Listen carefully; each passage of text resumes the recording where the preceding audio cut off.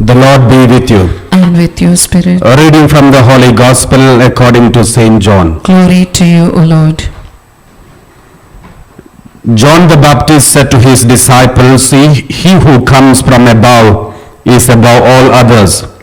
He who is born of the earth is earthly himself and speaks in an earthly way. He who comes from heaven bears witness to the things he has seen and heard.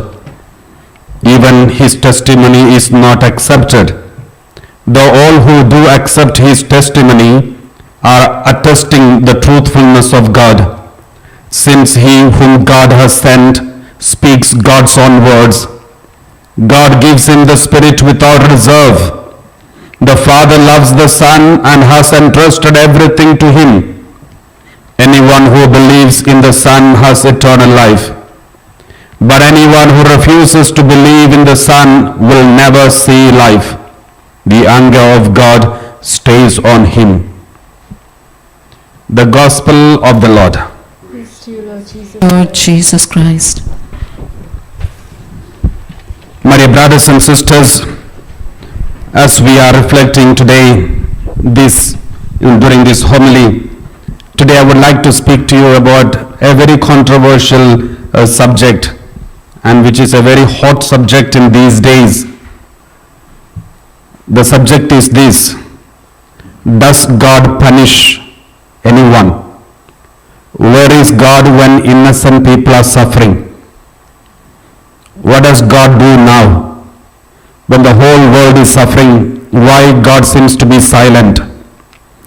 So these are the questions which are raising inside of many people today in this COVID-19 situation. So I would like to deal with those questions to answer. And the first thing that many people ask: does God punish anybody? Our God, you can see when you look into the Old Testament, you can see a punishing God. He's so busy punishing everyone. The flood of Noah's time flood and destroyed the whole world. Punishing Cain, so many people are punished in the Old Testament. In order to save Israel, it looks like God has punished so many countries, so many nations were destroyed in front of Israel, so many people were killed. And in the Old Testament we see God is responsible for these. So, but at the same time in the New Testament we can see a loving and merciful God in Jesus Christ. Especially when we study the prodigal son story, the parable of the prodigal son, we can see a merciful God, a compassionate God who cares and loves for the humanity. So how can we reconcile these two types of God? One is a just God in the Old Testament and a compassionate and merciful God in the New Testament. The Old Testament God seems to be very rough and tough and merciless. But in the New Testament God seems to be very merciful, forgiving, loving, understanding, accepting. So who is God? Who is the right God? And is these two gods are two gods or one God? This is one big question many people ask. Today I would like to share with you one story which I heard somewhere. Once Father George was sharing it with the people. So that story goes like this. There was a criminal who was caught in the act of some criminal activities, and he was brought in front of the judge. And in the court there was a trial going on, and the criminal, when he looked at the judge, he was so shocked. That judge, he was his old classmate. That judge happened to be one of his old classmates, one of his most closest friend. So the moment he saw the judge, he was so happy. But when the judge looked at the criminal, the same way judge also was shocked. But he could not believe that his old friend has become a criminal today. He was so sorrowful and he was so sad to see his friend. But at the same time he kept quiet. He didn't show anything outside. But inside the judge was feeling so sad that he had to face this trial. At the end of the trial, the judge came to know this criminal is guilty of the crime. Therefore, it was the judge's duty to punish him. And the judge can reduce the punishment or increase the punishment. It's up to him. But if you take the crime very seriously, the judgment should be at least, at the maximum 6 years of imprisonment or a huge amount of ransom that was supposed to be given to this guilty man. And this guilty man was so happy that the judge will do some favor. Judge will be merciful because the judge was his close friend, one of his old friends. And then after some time, the judge pronounced the judgment. And the judgment was this: this man is guilty of his crime, therefore he should be punished with the maximum punishment of 6 years of imprisonment or a huge amount of money as a ransom. If he pays the huge amount as a ransom, he will be freed instantly. If not, he has to go through 6 years of imprisonment. That was the judgment from the judge. As soon as he heard the judgment, the criminal was so shocked and he shattered. He was so angry at the judge. He was hitting on the wall, hitting on everything. And then the police came and took him to the prison. Even in the prison, he could not believe that his best friend cheated him. And he could not believe that his best friend did not show any mercy at all. And he was really disturbed and he was so angry. But meanwhile, what happened to the judge? The judge got up from his seat. He went back home, immediately went to the home, and then he collected all his properties, all his possessions, and he sold it for a huge amount of money. And he sold everything of his. He gave everything of his and sold it and collected a huge amount of money, and instantly he came back to the court and paid this huge amount of money as a ransom, and came to the prison and opened the prison and told the prisoner, his best friend, you can go free. And he set him free. And in this example, you can see a judge who is a just judge. He punished the guilty with the maximum punishment because he has to be just, judge, and therefore he should be just.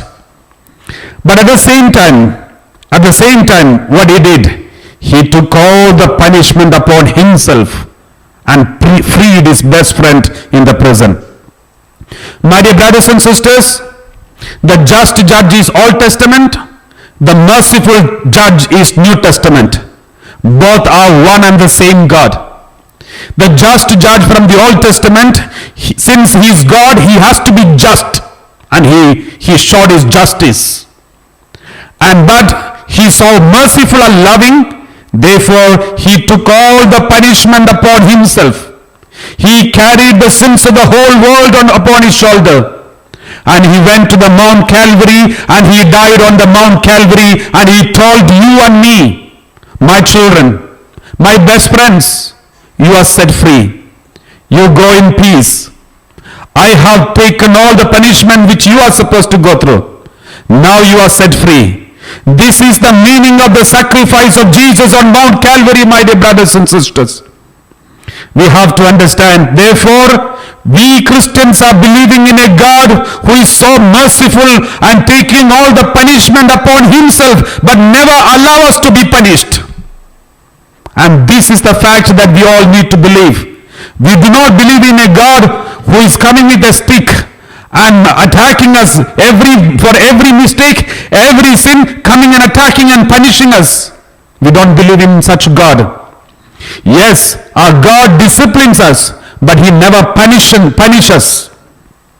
Because for one sin, there is only one punishment. For one sin, there need not have two punishments. One example, I remember when I was very small, I used to cry in front of my dad asking for a bicycle. But he never used to buy a cycle for me. But I used to complain and was so angry and disturbed because he never used to buy. And then one day, because of my continuous stubbornness, my father decided to buy a cycle for me. And he bought the cycle, and then he locked it and kept it in front of our house and told him, every day you can, turn the tire of the cycle, but don't use the cycle. You can come and touch it every day, but don't use the cycle. I was so angry and disturbed. He did not allow me to go outside with the cycle because he was afraid of falling and getting into injury. And therefore, he never permitted me to go out. But one day, when my father was not there at home, I took the cycle secretly and went out. And then I fell down and I broke my leg. And then somebody collected me and went to the hospital and admitted in the hospital. And then my father came to know. And my father could not believe this because I disobeyed him. And now I'm going through the consequence of my own disobedience. Then father took one big stick and came to the hospital, and I was lying down, lifting my one leg up because it was fractured, and then they were hanging it, and then he came and broke my next leg. This is only a joke. It did not really happen. Just imagine, suppose if my father comes and breaks the other legs because I disobeyed him, then it is a true punishment. That is not fair. But instead, my father, what did he do? He came, sat next to me, consoled me, and then he never blamed me, and he spoke to the doctors, brought medicines, everything for me, and made sure that I got healed and discharged from the hospital. And this is what my father will do, and father has to do, and father will do. There is no doubt about it. The same way, for my disobedience, I am already going through the consequence of my own sin. Every sin will punish you. The sin will punish us. The moment I commit a sin, it will affect my body, affect my mind, affect my whole nature. Therefore, why should God come and punish me again? I am going through the consequence of my own sin. Then how can I expect God to come and punish me again? As I told you, for one sin, there is only one punishment. And the punishment, the sin itself will give you the punishment. We read like this. Jeremiah 2:19. Jeremiah chapter 2 verse 19. We read like this. Jeremiah chapter 2 verse 19. Everybody read louder. Your wickedness will punish you, and your apostasies will convict you. Know and see that it is evil and bitter for you to forsake the Lord your God. The fear of me is not in you, says the Lord God of hosts. Your wickedness will punish you. Your apostasies will convict you. Know and see that it is evil and bitter for you to forsake the Lord your God. The fear of me is not in you, says the Lord God of hosts. God says, your own wickedness will punish you. Your own apostasies will convict you, not me. Don't ever expect God to punish us. He is not a punishing God. He is a saving God. The punishment that is taking place in this world, it is because of our own sins. Our own sins. We are going through the sins of our own sins. I remember, my dear brothers and sisters, when God created the whole world was good. We read in the Word of God, when God created, in the beginning, when God created the whole world, the whole earth, all the human beings and plants and animals, everything, after the first day's creation, God said everything is good. After the second day's creation, God said everything is good. Third day, everything is good. Fourth day, everything is good. Fifth day, everything is good. 6 days, everything is good. He never told anything that he created is bad. He never created anything bad. Then the question is, from where did these bad things come? From where did these bad things come? The only thing, the bad things came the moment we started using the free will, which is one of the greatest gift God has given us. The moment we started using the free will against the divine plan, against the divine command, the moment I started using the free will, the sin entered. For example, God has the basic thing for the survival of a human being. The basic things that we need for the survival is one thing. The air that you breathe, the earth where you live, and and the water that you drink, the air that you breathe, water you drink, and the earth where you live. These are the most important basic elements that we need for us to live on this earth. But now what happened? The air that you breathe is already polluted. The water which you drink is polluted. The earth where you live is also polluted. And therefore all those who are using these three are also polluted. We have polluted the whole world and we are polluting ourselves. The Divinity Center in UK in Ramsgate is just close to the English Channel. Even, sometimes we go to the seashore. Even if we take a small stone and put it in the sea, it creates a wave, small waves. Though it is a small wave and though it's a small stone, the waves has the capacity to hit on the shore of France, because the other side is France. The wave will go and hit on the other side. Though it is a small stone, though it is a small wave, it will go to the other side and hit France. The same way, every sin which I commit, every sin which you commit, every sin that we commit, it has got an impact on this earth. It has got a terrible impact on this earth. And we are going through the consequence of our own sins. I remember some years ago, I'm coming from India in Kerala. Near my home there is a city. There may be 100 kilometers, nearly 70 miles away from us. And there is a whole village is affected. And all the children, most of the children who are born in that village are handicapped or some other deformities. And then they complained to the police, and the police the government appointed scientists to investigate about all these. Why these children are born handicapped and having so many deformities? Why? The scientists and doctors came and investigated the whole village and all the families and the surrounding places. And then at the end they came to a conclusion. The conclusion is this: near to this village there is a big estate, huge estates of cashew estates, and they are run by rich people.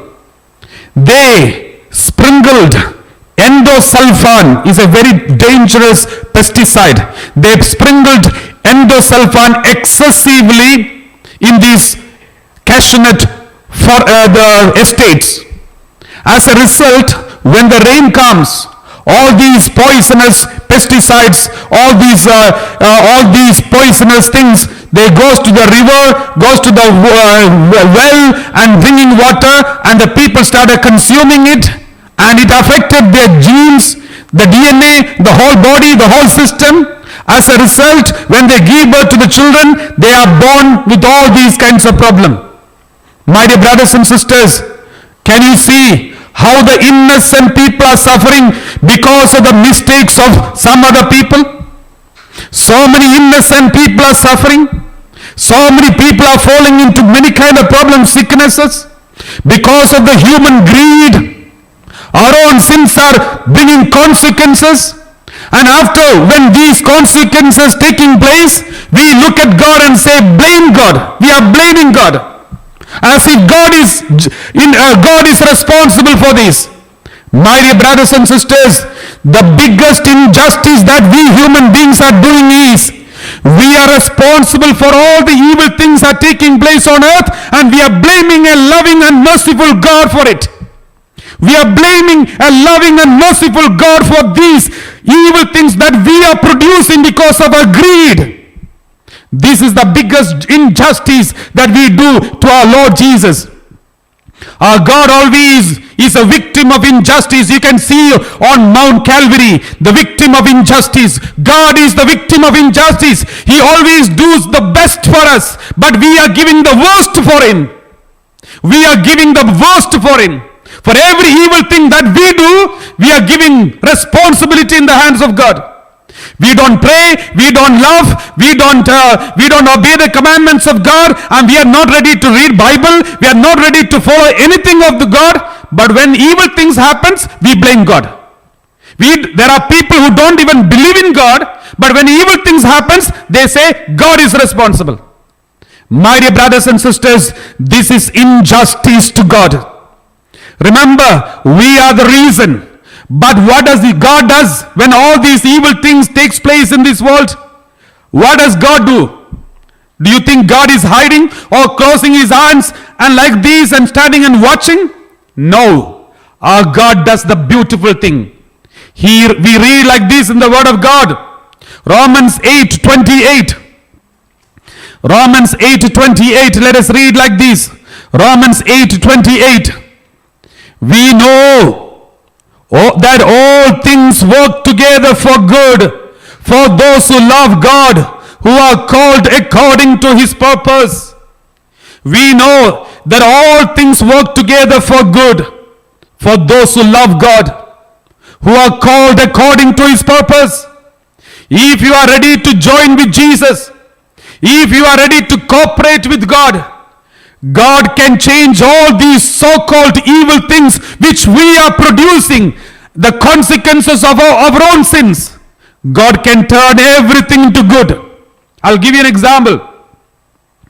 My dear brothers and sisters, we have a team member, a family, Joel and Jesse, a couple. They have got 2 children, Thomas and Joshua. When this first child was born, they were so shocked to see, because the first child was an autistic child. Initially they were shattered. They didn't know what to do. They didn't blame anything. They didn't blame God.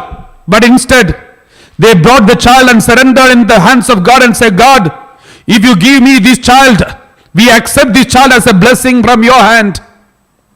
They thought with God. This is called thinking with God. They started to think with God and accepted the child. They started attending all the retreats. After every mass, they used to bring the child and make the priest to pray over the child. And they did the same every day. And the child was brought up. After some years, they got the second child.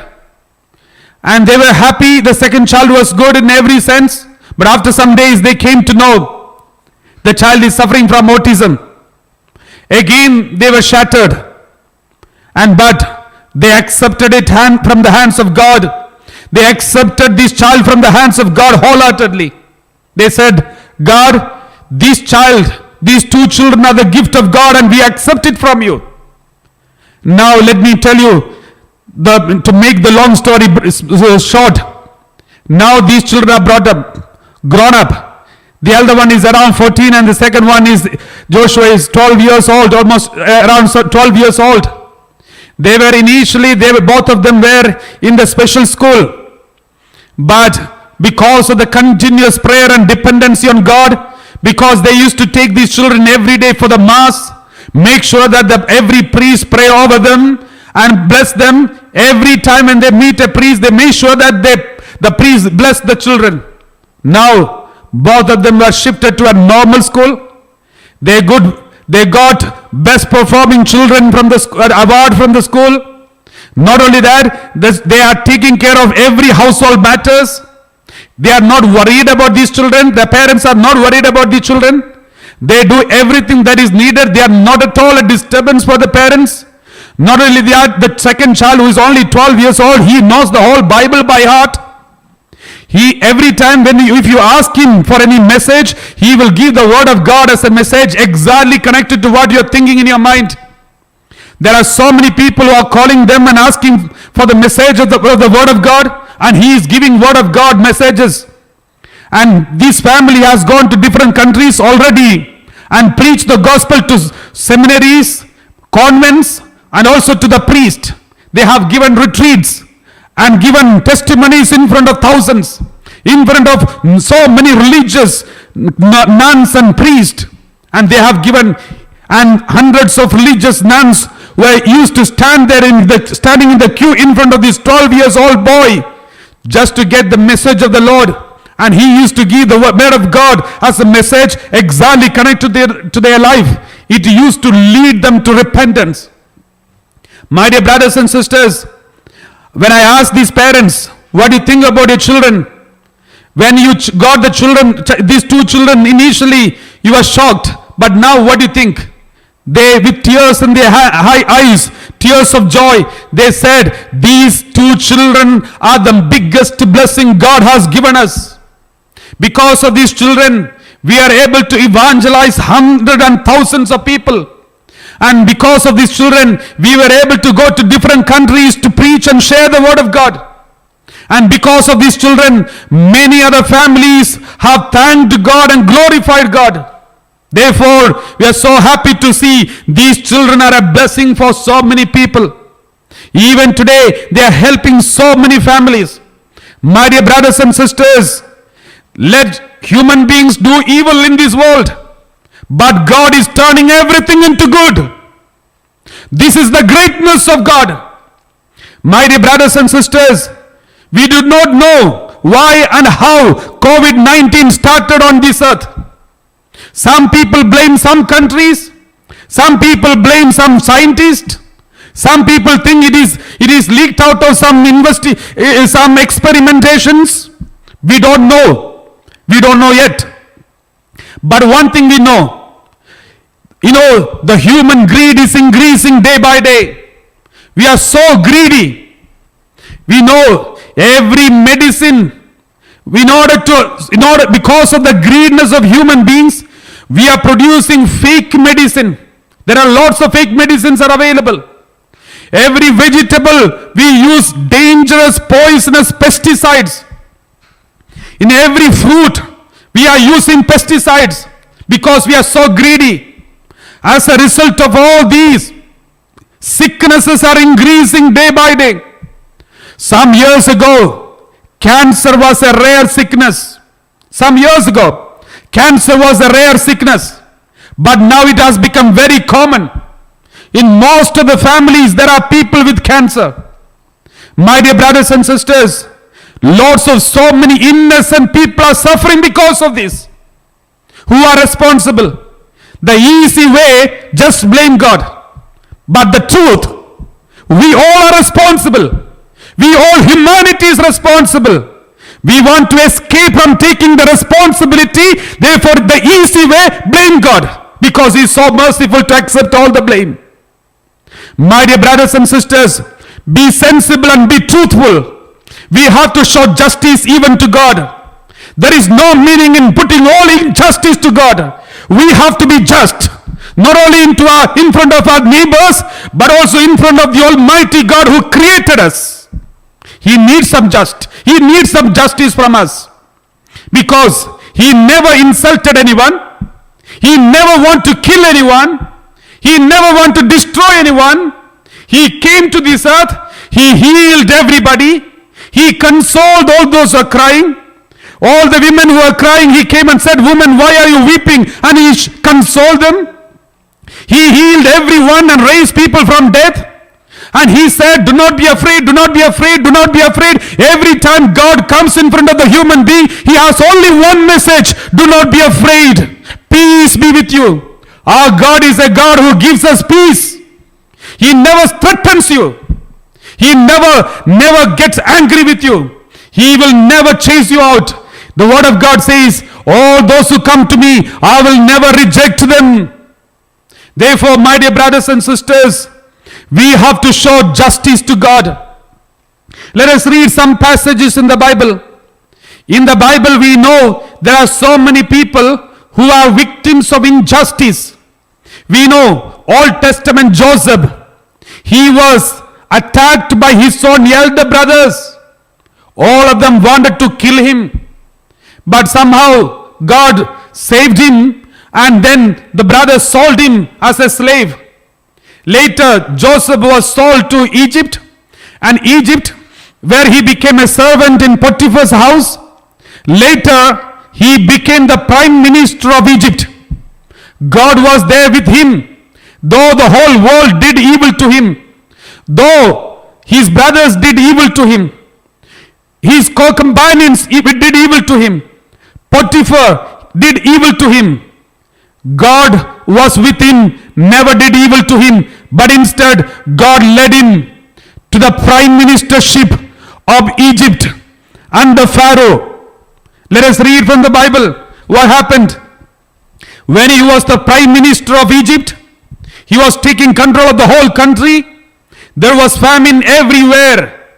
And then the same brothers who wanted to kill him, who tried to kill Joseph, all of them, all the brothers, 11 of them, they all came in front of Joseph without knowing it is Joseph. But then Joseph revealed in front of him.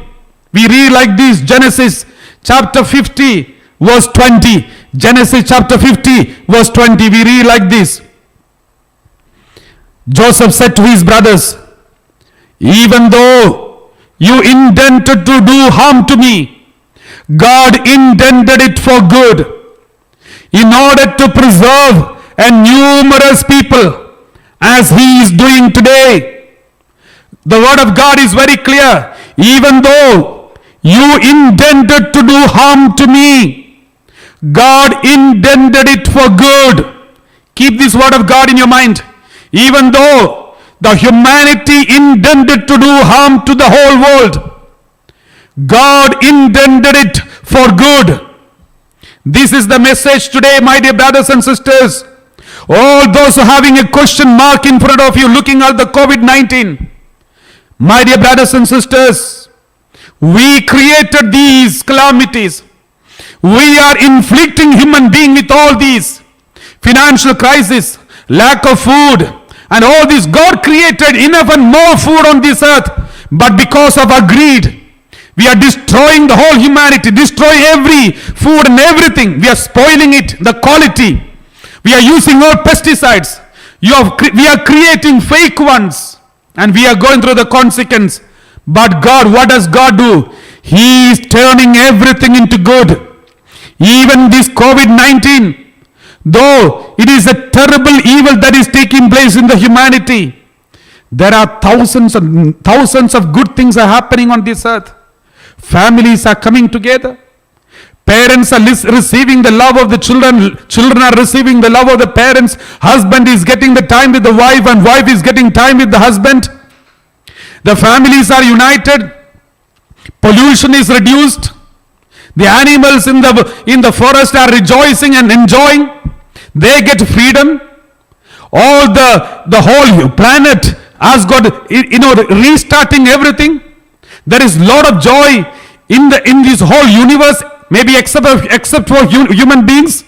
But for everyone else, there are so many good things. If I want to give you a list of good things that happened because of the COVID-19, it's a long list. And that at the same time, there are so many people who are coming back to God. There are so many people thinking of God, repenting of their sins. There are so many people who are thirsting for the Holy Eucharist. There are thousands of people who are waiting to longing for Holy Eucharist. There are so many good things God is turning into. My dear brothers and sisters, sooner or later, when all these things are over, you will see God will intend all these so-called evil into good. Something great will happen. For every negative thing, God is turning everything into good, my dear brothers and sisters. We read in the Bible the failures of Peter. Though Peter failed in front of a woman 3 times. He denied Jesus. But Jesus came and made him to say 3 times, I love you, and I love you. And Jesus made him the first pope. There are so many evil things that have happened in the Bible. Jesus comes and turned into good. We know Lazarus, when he died, Martha and Mary cried in front of the whole world. It is an evil. We think that death is an evil. But Jesus came, raised him from the dead, and brought him out of the tomb and showed the whole world he has authority on even death. He can raise anybody from death. And therefore we all believe in the resurrection of the dead. Therefore, if anybody has died from your family, don't worry. Our God is able to raise them from death. They are already risen. They are in the heavenly presence forever. This is our faith. We do really believe. And I have told you in another talk, in one of the live streaming, Lazarus, when he came back home, after the death, when he came back to life, he told the whole humanity that there is another world. There is another world. There is resurrection. And this is exactly what God is telling us today. My dear brothers and sisters, don't be disappointed when evil things happens. God can turn everything into good. He's already doing it. And every blessing is going to come in front of you. We read Luke 18:27. Let us read Luke 18:27. We read like this. He replied, what is impossible for mortals is possible for God. We are feeling helpless in front of all these calamities. We feel it is impossible for us. But God says, what is impossible for mortals is possible for God. Jeremiah 29 verse 11. Jeremiah 29 verse 11. We read like this. Jeremiah 29 verse 11. Let's read. For surely I know the plans I have for you, says the Lord, plans for your welfare, not for harm, to give you a future with hope.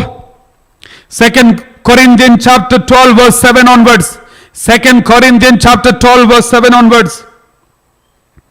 Let us read 2 Corinthians chapter 12 verse 7 onwards.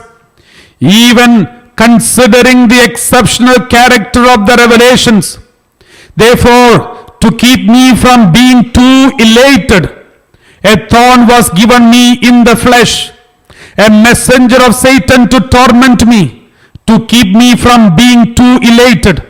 Verse 8. There 3 times I appealed to the Lord about this, that it would leave me. Verse 9.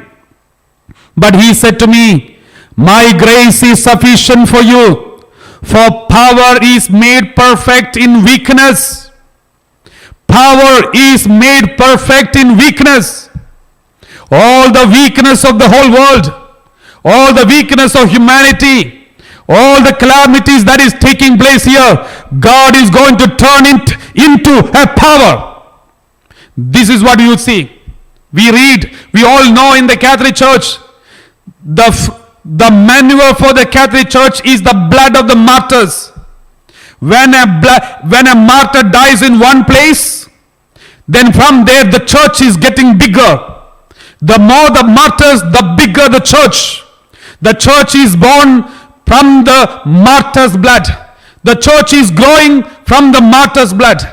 God is turning every martyrdom into good. Every martyrdom into good.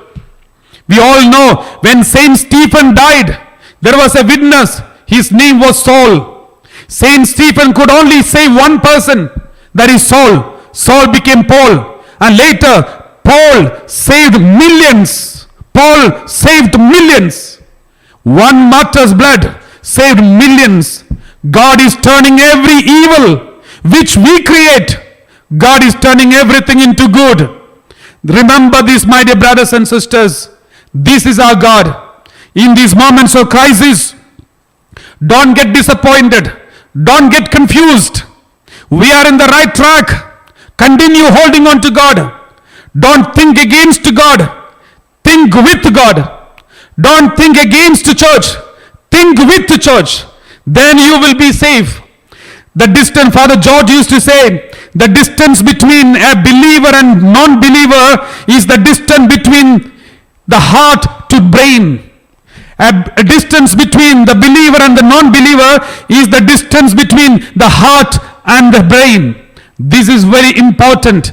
Let us start using heart when it comes to God, because we use heart very often when it comes to others, other human beings, other beings. We use our heart. Even to animals, we use our heart. We use our heart to express our love and think about animals. Therefore, if you want to think about God, use your heart. Then the problem will be solved.